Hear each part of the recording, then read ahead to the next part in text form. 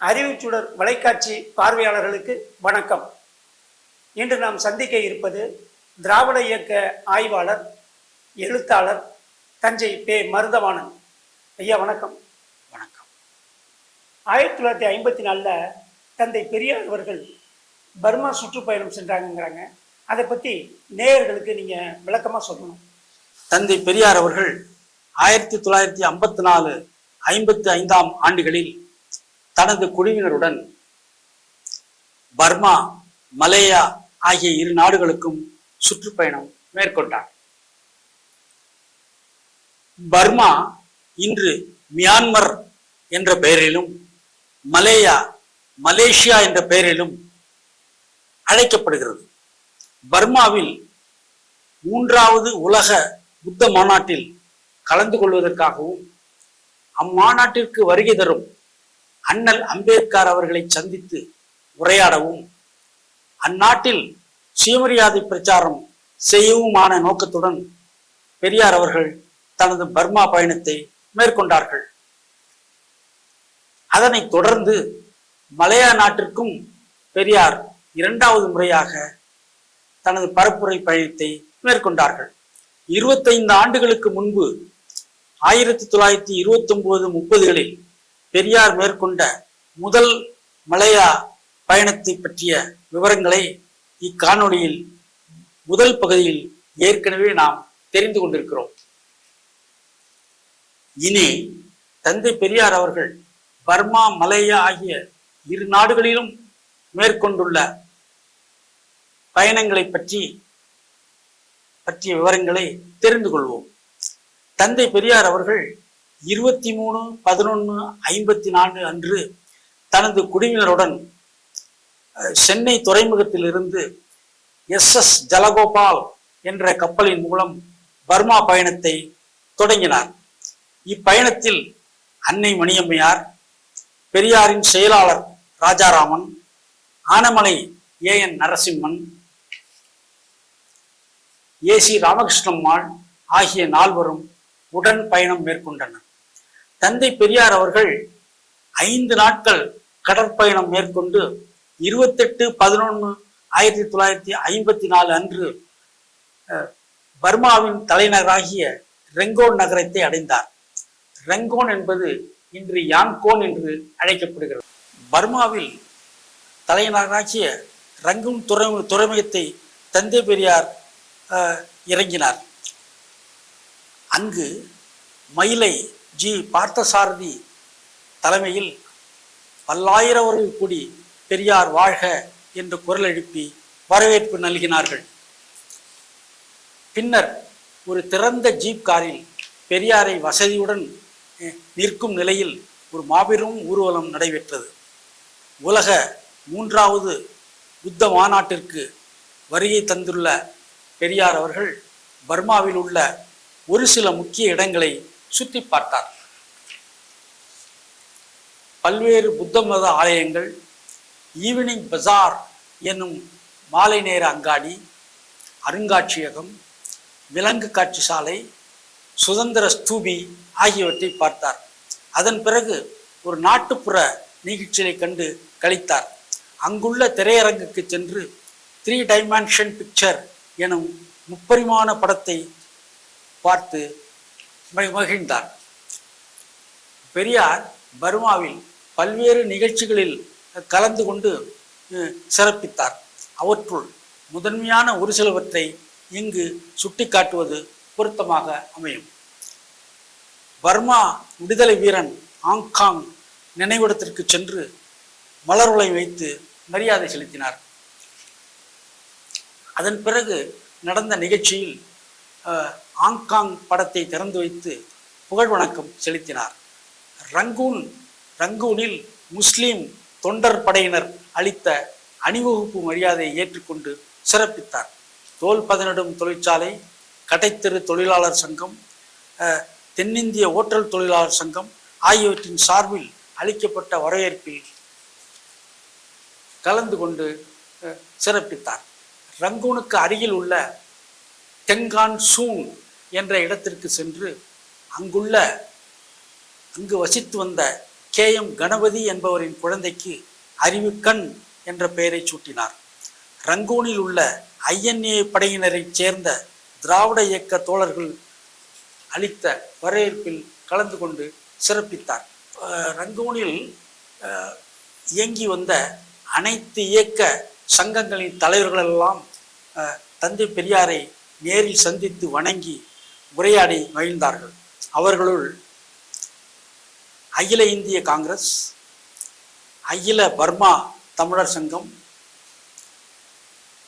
அனைத்து பர்மா குஜராத்தி சங்கம், பர்மா மார்வாடி சங்கம், பர்மா முஸ்லீம் சங்கம், பெங்காலி சங்கம், ஜெயின் சங்கம், ஆந்திரா சங்கம், மலையாளிகள் சங்கம், நாடார் சங்கம், சோழிய முஸ்லீம் சங்கம் ஆகியவை குறிப்பிடத்தக்கவை.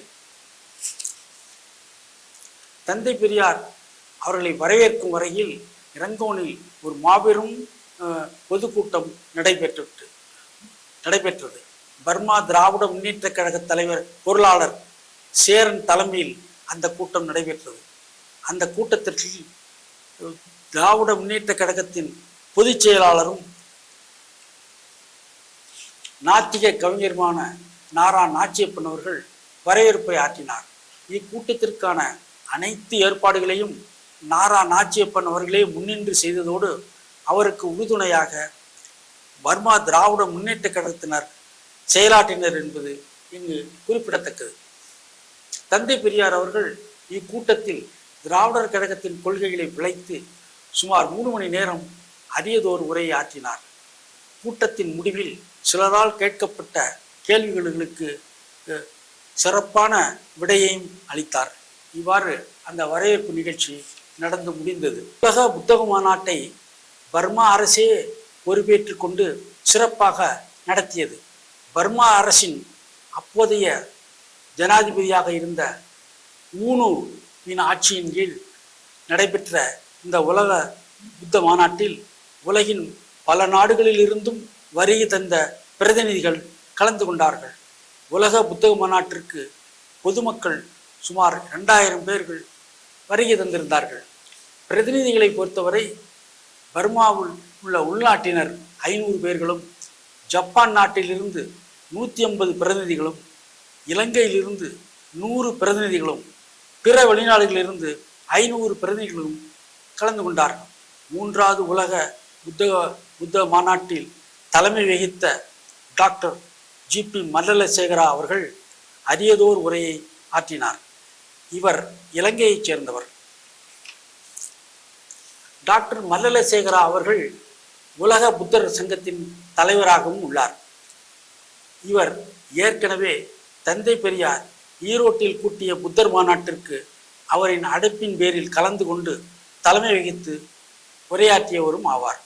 டாக்டர் மல்லலசேகரா அவர்கள் உலக புத்த மாநாட்டில் தலைமை உரை ஆற்றிய பிறகு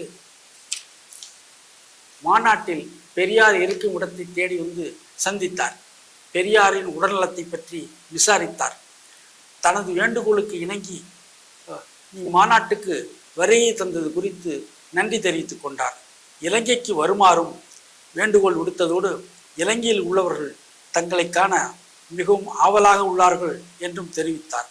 அத்துடன் அடுத்த புத்தர் மாநாட்டிற்கு தந்தை பெரியார் அவர்கள் ஒரு புத்தராக வருகை தந்தால் மிகவும் மகிழ்ச்சி அடைவேன் என்றும் கூறினார்.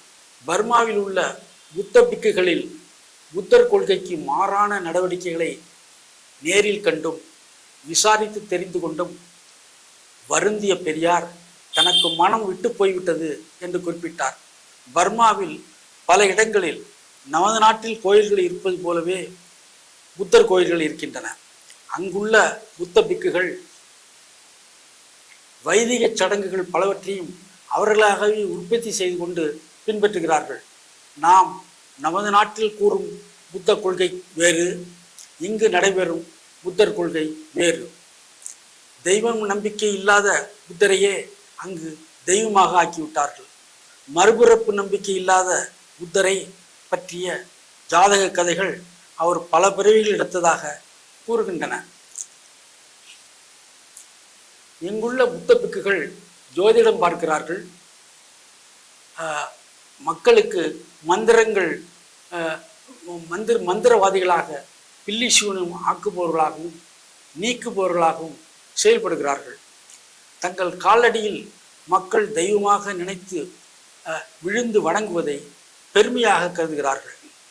மக்களோ புத்த பிட்சுகள் தெய்வத்தின் அருள் பெற்றவர்கள் என்றும் அவர்களுக்கு செய்யும் தொண்டு தம்மை மோட்சத்தில் கொண்டு சேர்க்கும் என்றும் கருதுகிறார்கள். இங்குள்ள பெண்கள் தங்களது கூந்தலை தரையில் விரித்து போட்டு அதன் மீது புத்த பிட்சுகள் நடந்தால் தங்களுக்கு மோட்சம் கிடைக்கும் என்று நம்புகிறார்கள். பேய் பிடித்தல், பேயாடுதல் முதலியவைகள் எல்லாம் இங்கு சாதாரணமாக நடைபெறுகின்றன. சிறுதெய்வ வணக்கங்களும் சிறுதெய்வத்துக்கான பூஜைகளும் இங்கு குறைவு இல்லை. புத்த மதம் இங்கு மற்றொரு இந்து மதமாகவே செயல்படுகிறது. இதையெல்லாம் அறிந்த பெரியார் பெரிதும் மனம் வெதும்பினார். பர்மாவில் நடைபெற்ற உலக புத்த மாநாட்டிற்கு வருகை தந்திருந்த அண்ணல் அம்பேத்கர் அவர்களை சந்தித்து பெரியார் பல மணி நேரம் அவருடன் உரையாடினார். அப்போது அம்பேத்கரின் வாழ்வினையரும் பார்ப்பன சமுதாயத்தை சேர்ந்தவருமான அம்மையார் அவர்கள் அங்கு வந்தார்கள். அவரை அம்பேத்கர் அவர்கள் பெரியாருக்கு அறிமுகம் செய்து வைத்தார். அந்த அம்மையார் அவர்கள் அம்பேத்கரை பார்த்து, நீங்கள் யாரையோ தேடிக்கொண்டிருந்தீர்களே, அப்போதே நான் நினைத்தேன் இந்த ஆசாமியைத்தான் தேடிக்கொண்டிருப்பீர்கள் என்று கூறினார்.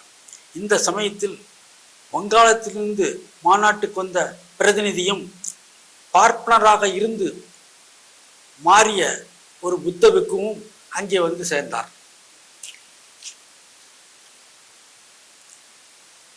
அவரை அம்பேத்கர் பெரியாருக்கு அறிமுகம் செய்து வைத்தார். அந்த புத்த பிட்சுவுக்கும் பெரியாருக்கும் இடையே நடந்த உரையாடல் வருமாறு, நீங்கள் எங்கிருந்து வருகிறீர்கள் என்று பிட்சு கேட்டார். பெரியார், நான் மதராஸிலிருந்து வருகிறேன் என்று கூறினார். இங்கு எதற்காக வந்தீர்கள் என்று பிட்சு கேட்டார். அதற்கு பெரியார், பர்மாவில் நடைபெறுகின்ற உலக புத்த மாநாட்டில் கலந்து கொள்வதற்காக வந்தேன் என்று கூறினார். அடுத்து அந்த புத்த பிட்சு, ஏன் நீங்கள் கருப்பு சட்டை அணிந்திருக்கிறீர்கள் என்று கேட்டார். பெரியார் அதற்கு பதிலளிக்கும் விதமாக, நாங்கள் சமுதாயத்தில் தாழ்ந்தவர்களாக கருதப்பட்டு வருகிறோம். அப்படிப்பட்ட நிலை மாறி சமுதாயத்தை சீர்திருத்தி உயர்ந்த நிலை அடையும் வரை இந்த கருப்பு சட்டையை போட்டுக்கொள்வது என்று அணிந்திருக்கிறோம் என்று கூறினார். இத்தனையையும் கேட்டுக்கொண்ட அந்த பிட்சு பெரியாரை பார்த்து, நீங்கள் இங்கு புத்த மதத்தை ஒழிக்க வந்தீர்களா அல்லது வளர்க்க வந்தீர்களா என்று கேட்டார். உடனே பெரியார் அந்த பிட்சுவை பார்த்து, நீங்கள் பார்ப்பனராக இருந்துதானே புத்த பிட்சுவாக ஆனீர்கள் என்று கேட்டார். அந்த பிட்சு, ஆமாம், அதற்கென்ன என்று கூறிவிட்டு அவ்விடத்தை விட்டு போய்விட்டார். இதை பெரியார் அவர்கள் அம்பேத்கரிடம் சுட்டி காட்டிய போது, இது போன்றவர்களை ஒழிக்கத்தான் நாம் புத்த மதத்தில் சேர வேண்டும் என்று அம்பேத்கர் பெரியாரிடம் கூறினார். பர்மாவில் நடைபெற்ற உலக புத்த மாநாட்டில் கலந்து கொண்ட பெரியாரும் அம்பேத்கரும் நீண்ட நேரம் உரையாடினார்கள். அப்போது அம்பேத்கர் பெரியாரை பார்த்து, எவ்வளவு காலம்தான் இப்படி பேசிக்கொண்டே இருப்பது, வாருங்கள், இப்பொழுதே நாம் இருவரும் புத்த மதத்தில் சேர்ந்து விடுவோம் என்று வலியுறுத்தினார். அப்போது பெரியார் அண்ணல் அம்பேத்கருக்கு என்ன விடையளித்தார் என்பதை விவரமாக பார்ப்போம்.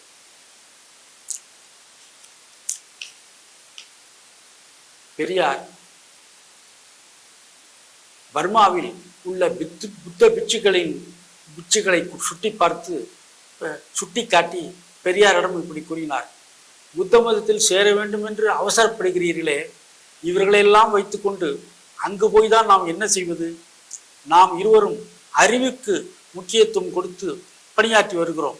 இப்படிப்பட்டவர்களெல்லாம் கட்டிக்கொண்டு யார் அழுவது? நீங்கள் பல லட்சம் பேருடன் சென்றால்தான் மரியாதையாக இருக்கும். நீங்கள் இதுதான் புத்த மதம் என்று சொன்னால் ஆமாம் என்று சொல்லக்கூடிய நிலையில் நீங்கள் அங்கு போய் சேர வேண்டும். இந்து மதத்தில் இருந்து கொண்டு இந்து மதத்தை எவ்வளவு வேண்டுமானாலும் குறை கூறலாம், சீர்திருத்தத்தை எடுத்துக்கொள்ளலாம்.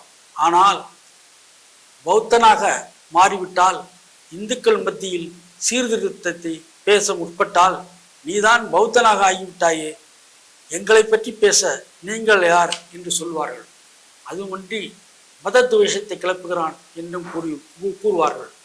தமிழ்நாட்டில் நான் இப்பொழுது ஜாதி ஒழிப்பு பிரச்சாரத்தை தீவிரமாக செய்து வருகிறேன். இந்து மதத்தில் உள்ள இழிவுகளையும் எடுத்து கூறி பிரச்சாரம் செய்து வருகிறேன். இப்பொழுது எடுத்து சொல்லப்படுவது போல நான் புத்த மதத்தில் சேர்ந்து விட்டால் அப்பொழுது என்னால் பிரச்சாரம் செய்ய முடியாது.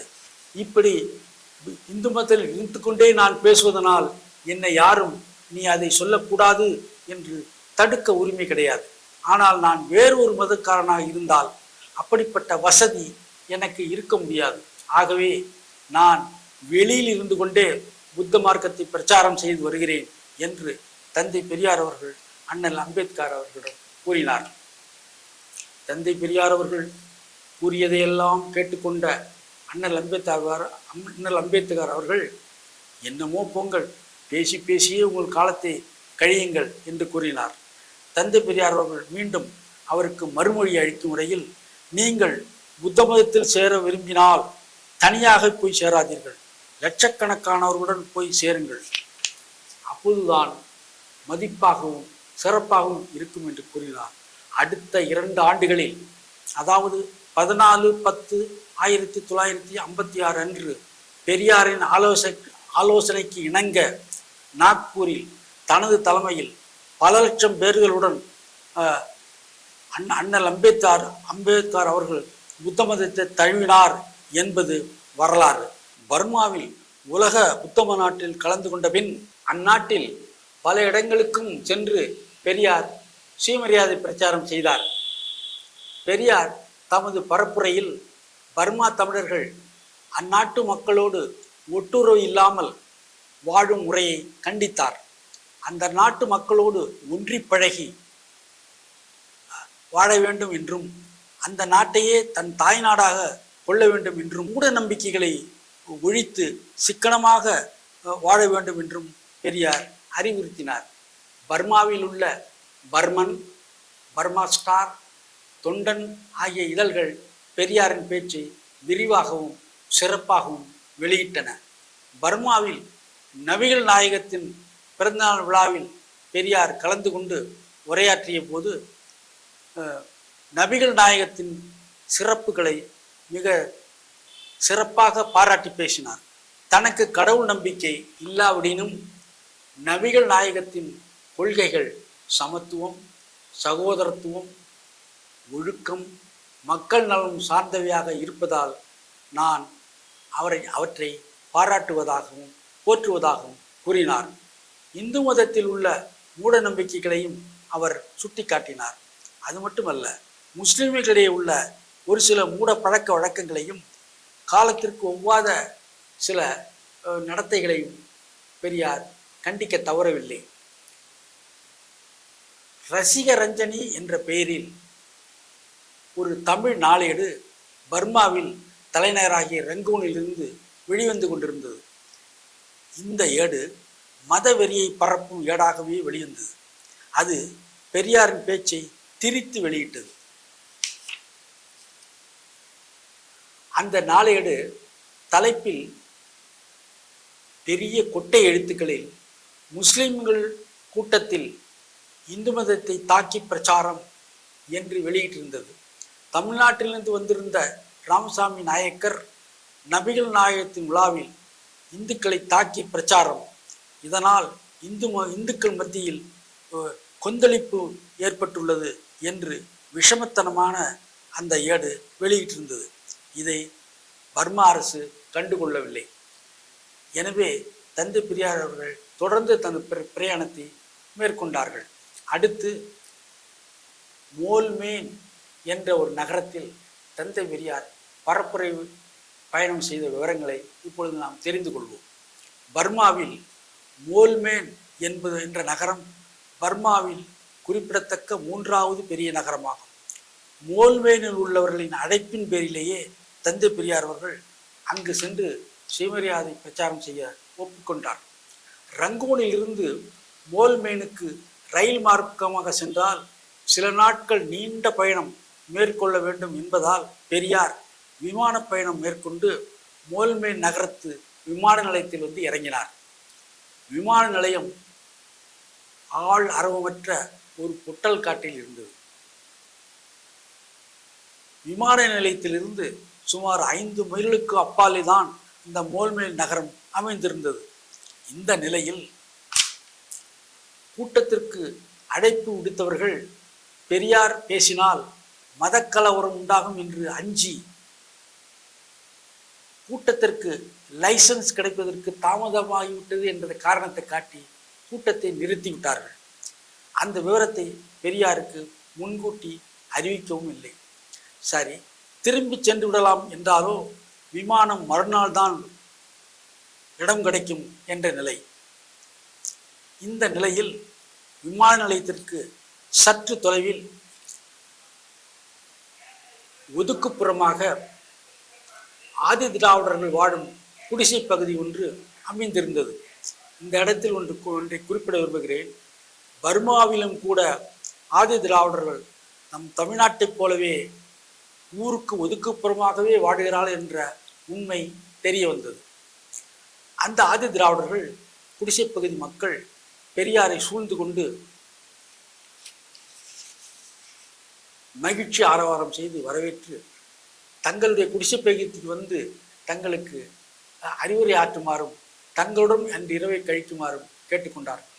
தந்தை பெரியார் அவர்கள் வேண்டுகோளுக்கு ஏற்றுக்கொண்டு அவர்கள் குடிசை பகுதிக்கு சென்று அவர்களிடையே அறிவுரை ஆற்றி அவர்கள் அளித்த எளிய உணவை உண்டு அன்றிரவு தங்கி மறுநாள் அவர்கள் அன்புடன் வழி அனுப்ப விமானத்தில் புறப்பட்டு ரங்கூன் நகரை அடைந்தார். இந்த நிகழ்ச்சி சிறியதாக தோன்றினாலும் என்றென்றும் நினைவு கூறத்தக்க ஒரு நிகழ்ச்சியாக அமைந்து விட்டது.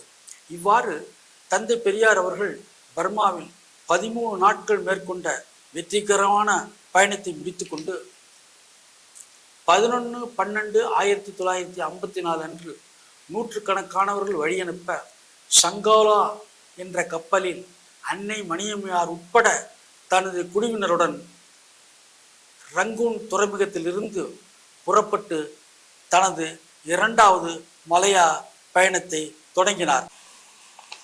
இதெல்லாம் புதுசாக ஆட் பண்ணேன். பர்மா பயணம் தொடர்பாக இந்த தருணத்தில் ஒரு செய்தியை சுட்டி காட்டுவது பொருத்தமாக அமையும். தந்தை பெரியாரின் பர்மா பயணத்தை அடியொற்றி ஏறத்தாழ அரை நூற்றாண்டுகளுக்கு பிறகு 2 முறை, அதாவது 2003 ஒரு முறையும் 2006 ஒரு முறையும் நமது தமிழர் தலைவர் ஆசிரியர் அவர்கள் அதே மியான்மர் நாட்டிற்கு பரப்புரை பயணம் மேற்கொண்டதோடு அங்கு பெரியாரின் பிறந்தநாள் விழாவில் கலந்து கொண்டும் சுயமரியாதை இயக்கத்தின் 80வது ஆண்டு நிறைவில் கலந்து கொண்டும் தன்னுடைய பரப்புரை பயணத்தை மேற்கொண்டார் என்பதை இங்கே சுட்டி காட்டுவது பொருத்தமாக அமையும்.